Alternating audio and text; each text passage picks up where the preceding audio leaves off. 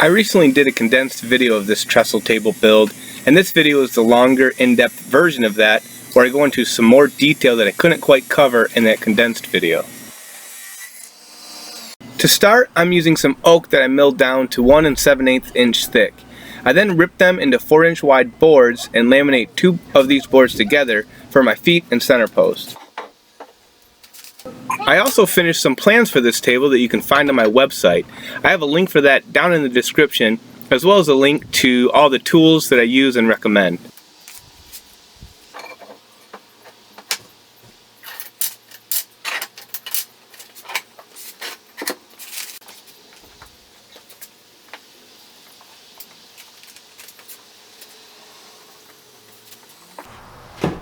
Once the glue is dried, I will take a hand plane and smooth the glue line and square that face.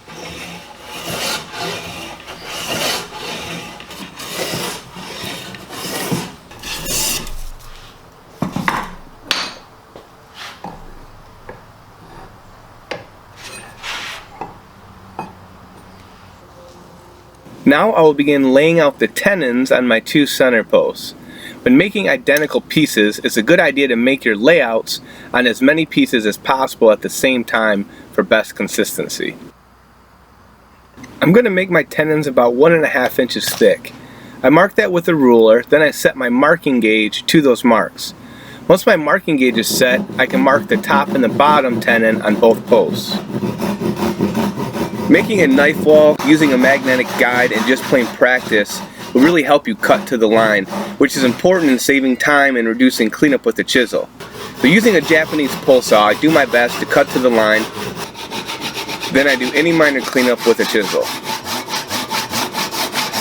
Another trick for making straight cuts with a saw is to teeter-totter your saw back and forth, dropping your handle to follow your line down one face, then raising the handle to follow the line down the other face before cutting out the middle waist.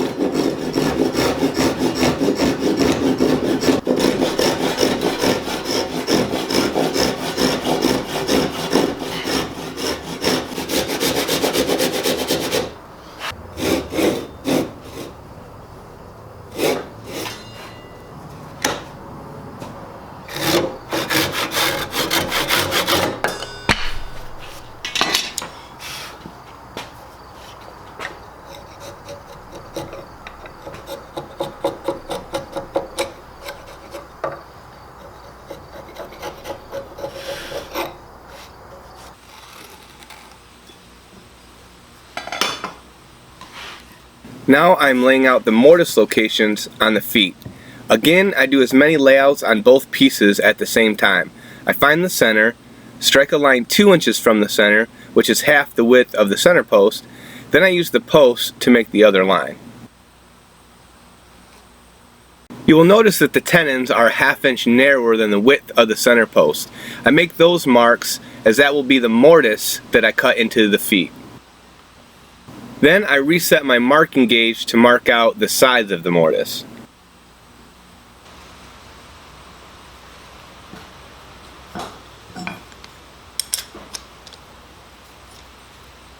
I find a drill bit that is as close to full width as possible and begin boring out as much waste as I can.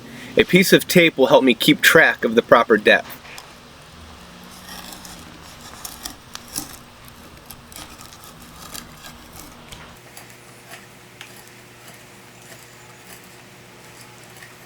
Once the bulk of the waste is removed, I begin chopping to my lines with a chisel.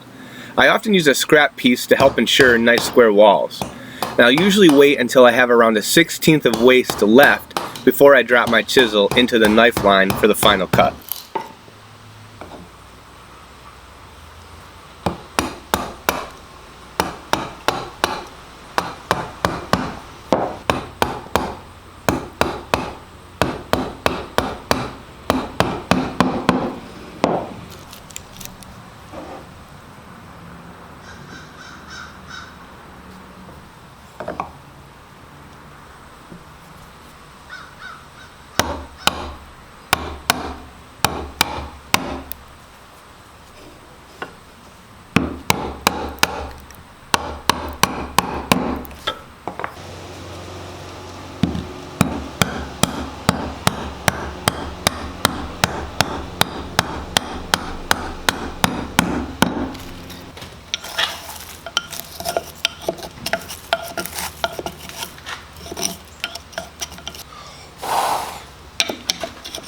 Next, I will move on to the diagonal support pieces that go between the center post, top support, and feet. In timber framing, these are called knee braces, and they will be mortised and tenoned into those other pieces.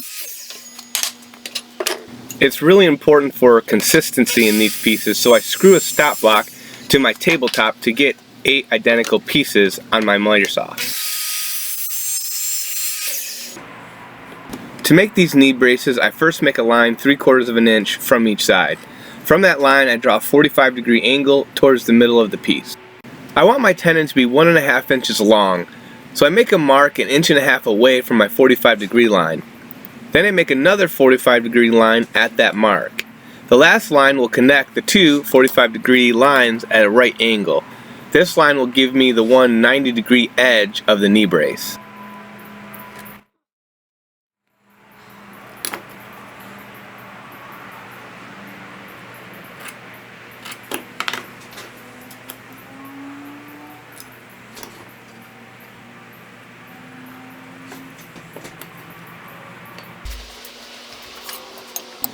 You only need one 90-degree face on these knee brace tenons. The outside of these knee brace tenons, that 90-degree face, is the only part of the knee brace that's actually resisting force. You should get the idea later on. Once I have my first knee brace laid out, I can use it to transfer the lines to all my other pieces.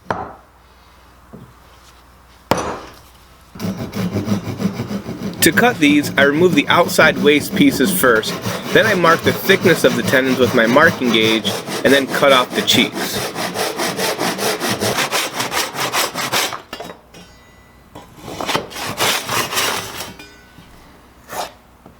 Accuracy and consistency is really important here, so take your time and do the best to cut to the line.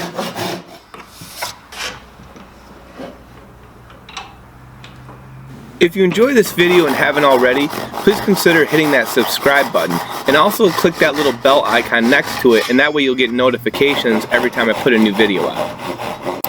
And if you want to help support the channel while also receiving extra rewards and behind the scenes stuff, go check out my Patreon page. There's a link to that down in the description. And while I'm on the subject, I want to give a big thanks to all my patrons and a special shout out to Terry Spangler and John Harrington. Thanks everyone for helping make these videos possible.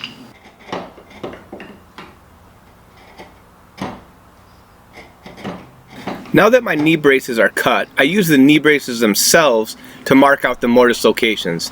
I assemble the center post into the foot, and I set the knee brace in place and mark where the mortise will be. I also number each knee brace and its location so that I don't mix them up later on. Even though I tried my hardest to create identical pieces, there's still a chance that they might be slightly off from one another. By numbering them, you're going to ensure that they fit perfectly where you lay them out. I also picked out the best pieces and faces to be in the most visible locations.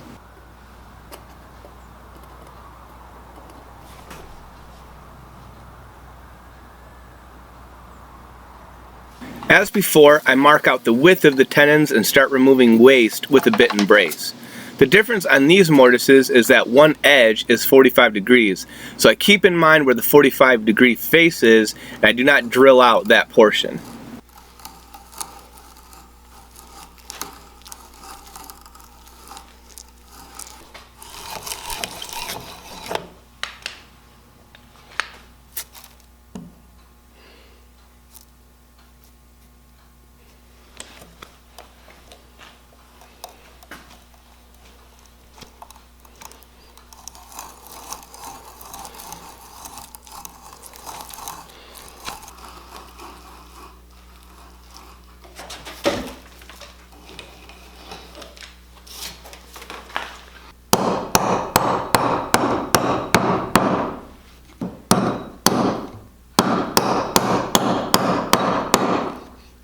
For the 45-degree angle, I chop down with my chisel's bevel facing away from the mortise.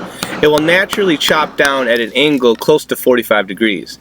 Once I get close, I begin checking my angle with a square. And don't worry too much about making this a perfect 45 degrees. This edge has little to no structural importance to the joint. You just don't want any visible gaps. The 90-degree edge is where all the strength comes from.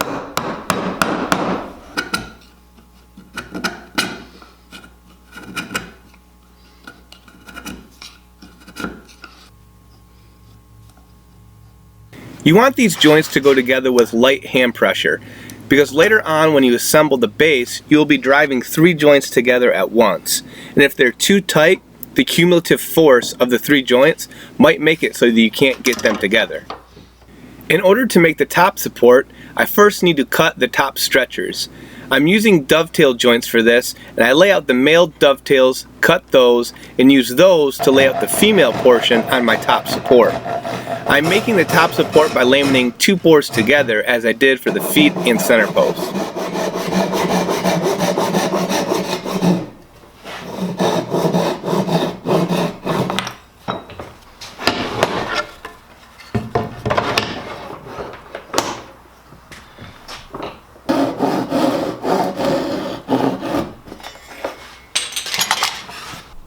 I make sure the top stretchers are even and square and trace the dovetail onto the upper support piece.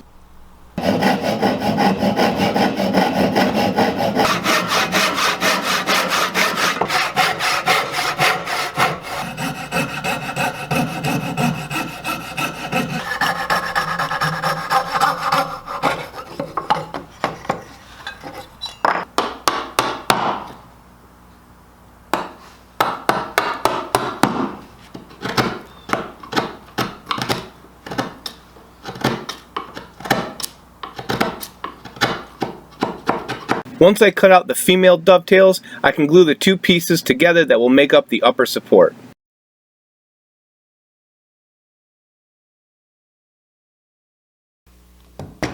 Now to finish the feet. I glued a narrow board to the bottom of the feet and use a gouge to round that inside edge. Then I'll mark out the desired shape of the outside of the foot and cut that out on the bandsaw.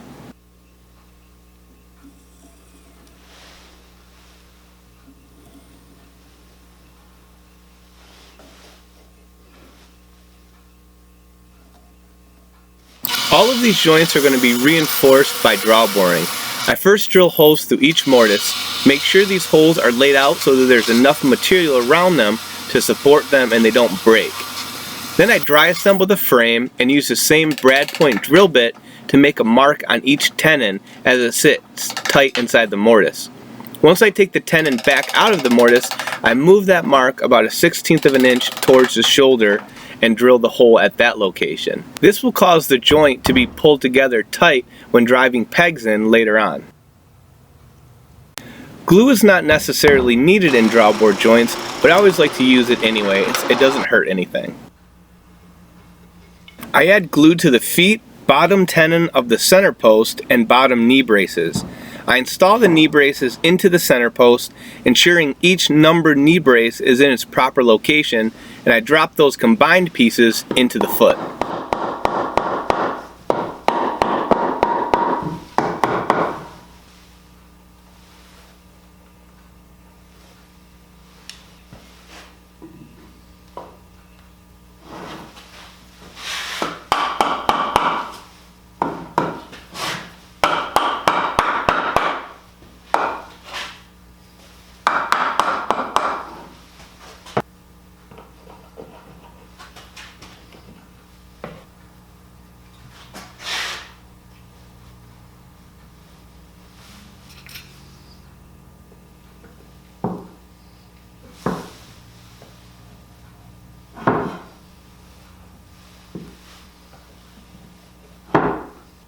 Because you'll be driving 3 tenons in at once, this is where you could run into problems if your joinery is too tight.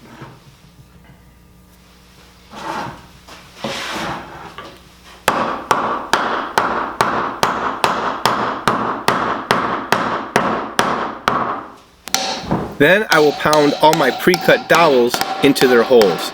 Instead of making my own pegs, I just bought dowels at the big box store and cut them down to length. I then sharpened one end with a heavy-duty pencil sharpener so they will find their way through the offset drawboard holes. If you do that, you want to make sure your dowels have really straight grain so that they don't fracture. I also found that some dowels I purchased were a hair larger than the bit diameter I used, and they did not want to make it all the way through. So when buying dowels, keep that in mind and test that before final assembly so that you don't have a panic moment like I did.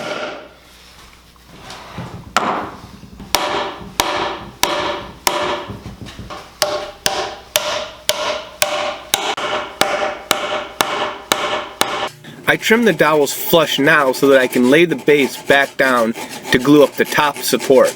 I assemble the top in the same way as the bottom by inserting the knee braces first, then pounding the top support on.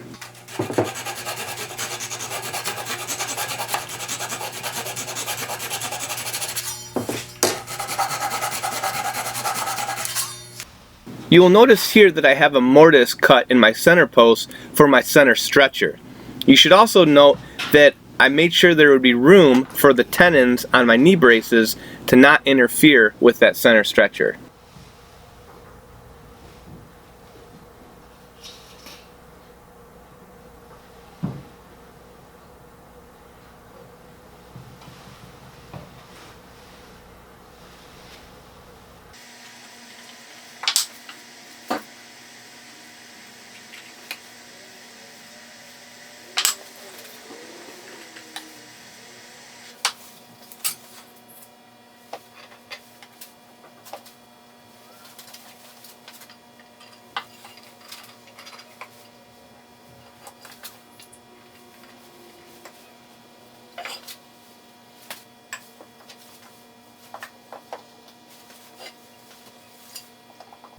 Here you can also see some extra large holes that are drilled in that top support.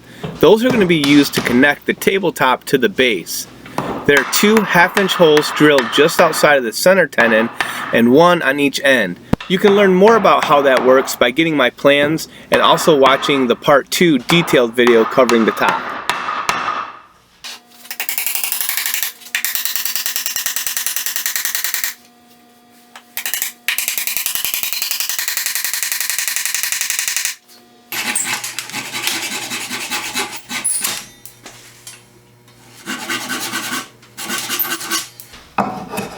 After I saw off the rest of those pegs, I use a little homemade smoothing plane and plane them flush.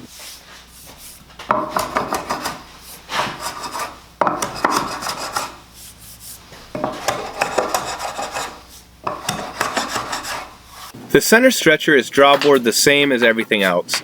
I should have mentioned before that you need to make sure that your top support is facing the correct direction so that the dovetails face the same direction as the center stretcher.